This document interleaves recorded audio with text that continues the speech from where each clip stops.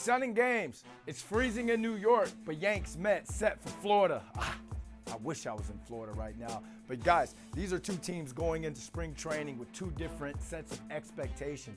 It's always championship or bust in the Bronx. And Brian Cashman and Aaron Boone really didn't do themselves any favors going into the new season, deciding that they wanted to run it back with the same team.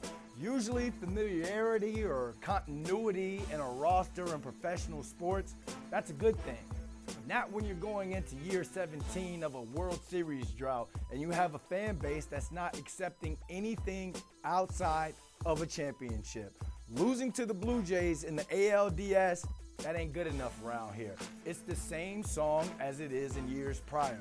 World Series or bust for the Bronx Bombers. Good just ain't great enough in the city. But for the Mets, they're going into a new season having to prove themselves to not only New York City, but to the NL. It was an off season full of goodbyes to some familiar faces, but it's also a hello to a new era for Steve Cohen and David Stearns. Is adding Bo Bichette, Freddie Peralta, Luis Robert Jr. to a core that's centered around Juan Soto and Francisco Lindor enough to say that they can compete with the LA Dodgers?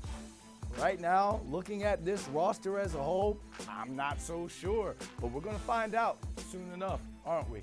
Our New York Post MLB insiders and our beat writers are down in Florida for spring training, and they're going to be giving you guys breaking news, inside analysis, and some behind-the-scenes content from both teams' spring training.